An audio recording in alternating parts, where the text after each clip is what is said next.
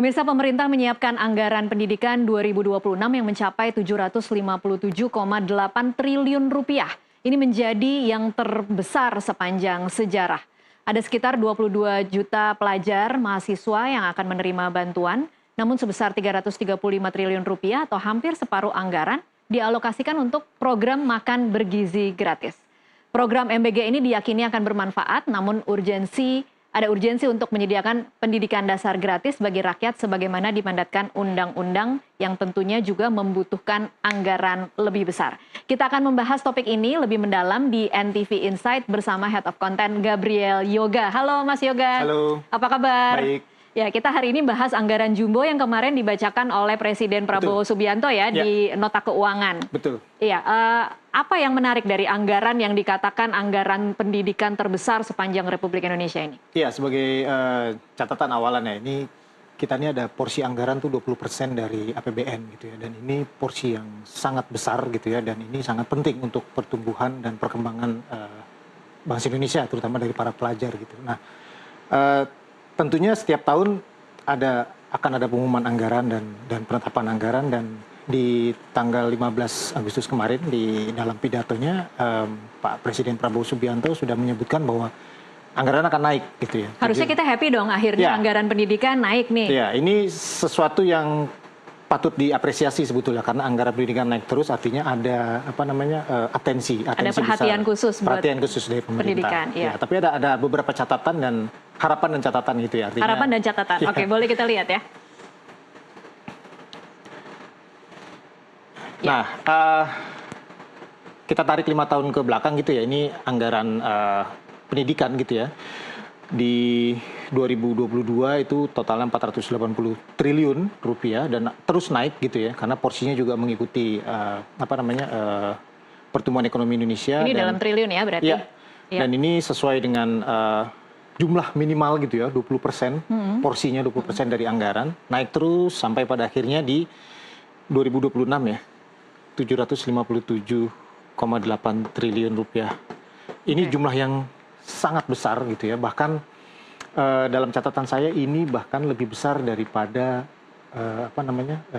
anggaran ketahanan pangan gitu ya, dan lain-lain gitu ya. Bahkan jauh lebih besar daripada anggaran kesehatan juga gitu ya. Juga saya membayangkan besarnya 757 triliun ini kan memang kemarin itu disebut ada banyak sekolah yang diinginkan oleh Pak Prabowo ya kalau kita dengarkan pidatonya. Betul. Ya. Nah, ini tentu saja ada komposisinya dibagi-bagi gitu ya. Mungkin saya akan tunjukkan di slide berikutnya ya.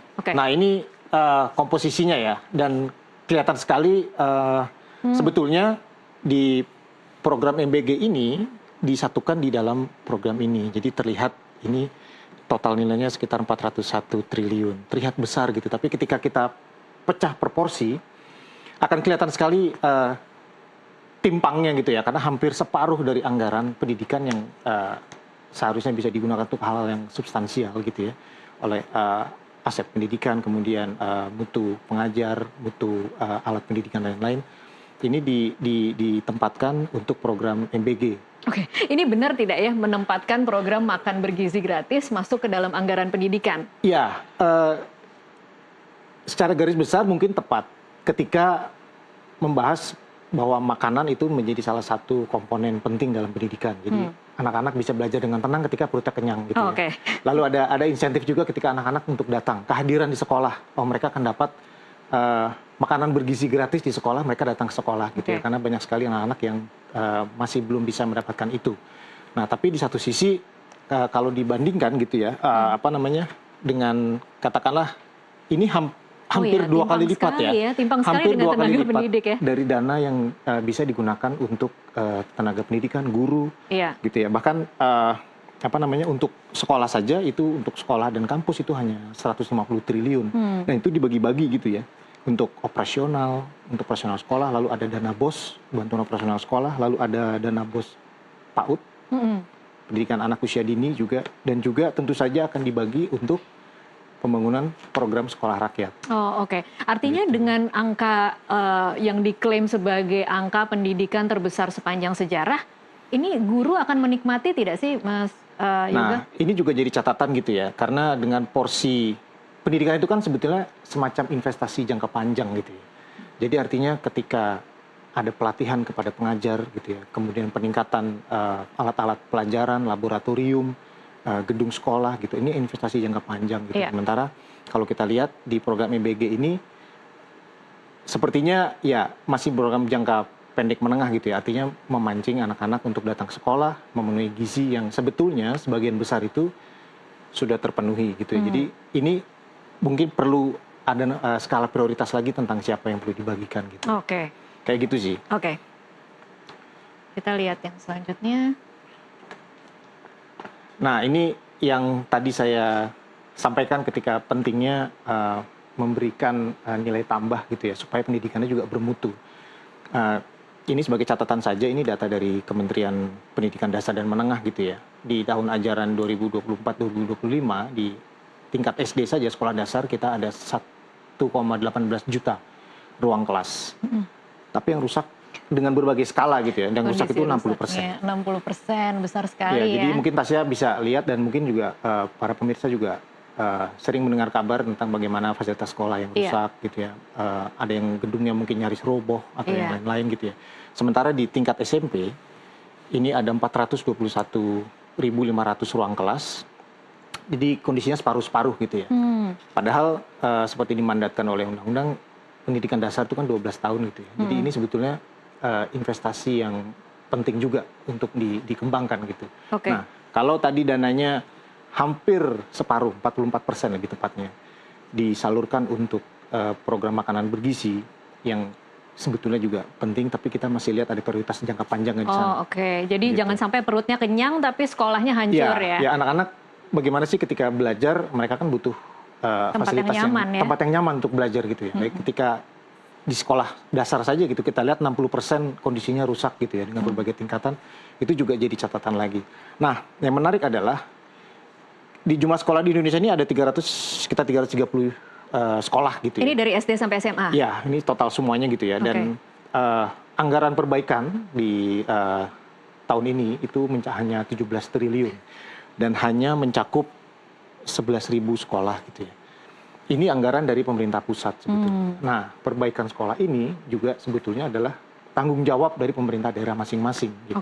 Jadi makanya, harus diperlukan kemampuan pemerintah daerah untuk mengelola anggarannya juga? Betul. Dan beberapa waktu lalu Pak Presiden Prabowo juga sudah menyatakan gitu ya, atensinya bahwa sebetulnya anggarannya ada gitu di pemerintah daerah gitu. Tinggal bagaimana kemauan gitu ya. Laporan sudah banyak gitu, bahkan berkali-kali lewat media sosial, lewat media massa gitu. Jangan sampai hanya jadi sekedar kebijakan yang berbasis kabar viral gitu nanti jadinya.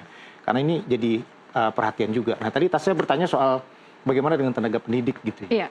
Nah, ini juga jadi catatan khusus ya. Kalau dilihat dari tadi, kita ada untuk 2026 ada 178 triliun tadi ya, untuk tenaga pendidik gitu ya. Nah, ini jadi catatan lagi karena ternyata masih banyak pengajar yang mendapatkan, terutama yang non ASN gitu ya, mereka yang mengajar di sekolah swasta, kemudian di pesantren dan lain-lain yang mendapatkan penghasilan itu masih di bawah standar gitu ya.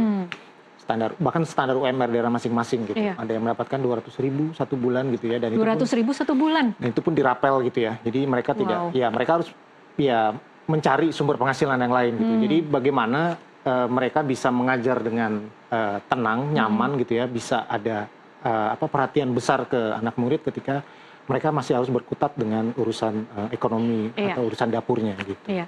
Kayak gitu sih. Baik. Yang juga jadi pertanyaan adalah dengan anggaran sebesar itu, bagaimana dengan pengawasannya? Ya, ini saya mungkin mengutip salah satu pernyataan dari sebuah film ya, dengan kekuatan yang besar tuh tanggung jawab yang besar juga akan datang gitu ya. Spider-Man ya. Nah, ini dengan anggaran yang besar gitu ya, nah tanggung jawabnya juga jadi besar gitu. Nah, ini jadi catatan lagi ketika ini ada indeks integritas pendidikan ya. Ini dari survei integritas dari Komisi Pemberantasan Korupsi. Mereka melakukan ini sejak 2022 gitu ya, dan di 2024 yang laporannya baru dikeluarkan tahun ini, indeks integritas pendidikan kita tuh turun. Apa yang menyebabkan Nah menjadi itu dia. turun? Jadi ini survei yang melibatkan puluhan ribu satuan pendidikan gitu ya, dan mereka punya banyak sekali isu gitu ya, termasuk ini tadi dana BOS.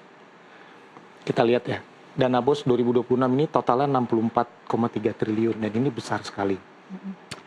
Dan kalau dilihat dari catatan, justru dana BOS inilah yang paling besar dan paling sering diselewengkan.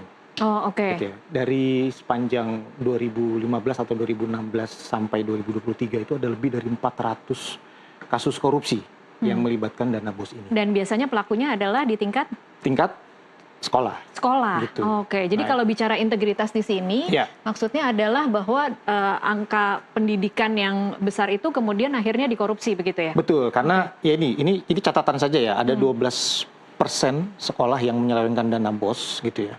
Lalu ada 17% yang masih mempraktikkan pungli gitu, terutama kita lihat di sekolah-sekolah negeri itu kan seharusnya sekolah gratis ya gitu ya. Artinya mereka sudah punya dana BOS, mereka sudah punya anggaran sendiri dan mereka ternyata masih banyak mempraktikkan pungli dan itu banyak sekali laporan dari masyarakat. Lalu ada lagi ini sih, ya ini yang ini agak-agak memprihatinkan sekali gitu ya dan bagaimana ketika di pendidikan orang seharusnya belajar tentang integritas dan lain-lain, ternyata dari sekolahnya menggelembungkan anggaran. Menggelembungkan anggaran. Ya. Mungkin ada hubungannya dengan kondisi sekolah yang hancur dan guru yang kesejahteraannya rendah. Bisa jadi. Jadi patut diduga gitu ya, mereka berusaha selamat sendiri. Mencari ruang gitu ya, bagaimana bisa menambal ini sesuatu yang rusak dari dana yang terbatas ini. Gitu. Karena mereka juga meminta iuran dari orang tua murid seperti yang dilakukan oleh sekolah swasta itu juga akan jadi perhatian masyarakat, akan dikritik oleh masyarakat. Ini kan sekolah negeri, kenapa harus ambil iuran lagi? Seperti itu sih. Mas Yoga, jadi terakhir apa catatannya sebenarnya yang kemudian harus jadi perhatian pemerintah untuk 2026 dengan anggaran yang sebesar ini? Ya, catatan saya sebetulnya program memberikan makan bergizi gratis itu sebetulnya program yang penting gitu ya. Di banyak negara, di setiap sekolah itu terutama misalnya saya kasih contoh di Jepang atau di Amerika Serikat ada banyak sekolah yang menyediakan fasilitas kantin pendidikan, kantin untuk makanan dan semuanya dipantau, terkontrol dengan baik gitu ya. Nah tapi di sini catatannya adalah ketika dengan dana sebesar itu hampir separuhnya dari tadi anggaran pendidikan itu tentu saja kontrolnya harus lebih tepat gitu ya. Terutama lagi kita masih sering mendengarkan kabar bahwa ada banyak kejadian keracunan karena makanan. Ini sudah lebih dari 1.300 mungkin ya anak-anak sekolah yang menjadi korban keracunan makanan itu. Kayak gitu sih. Jadi ini jadi perhatian semua. Biar anak-anak juga tenang belajar gitu ya. Guru-gurunya tenang mengajar gitu dan fasilitasnya sekolah juga bisa diperbaiki. Tidak perlu langsung sekaligus sebetulnya. Pelan-pelan tapi paling tidak murid dan guru tahu mereka bisa belajar dengan baik gitu. Lagi-lagi kita berharap ke pengawasan ya, kemudian bagaimana prakteknya agar penyaluran anggaran itu bisa tepat sasaran dan tidak dikorupsi. Baik. Kita masih ada lagi? Sepertinya cukup ya. Sudah ya, baik. Terima kasih Mas Gabriel Yoga untuk waktunya bersama kami di NTV Insight. Sampai ketemu lagi di minggu depan. Pemirsa tetaplah bersama NTV Prime, usai jeda kami masih akan kembali dengan sejumlah informasi lain.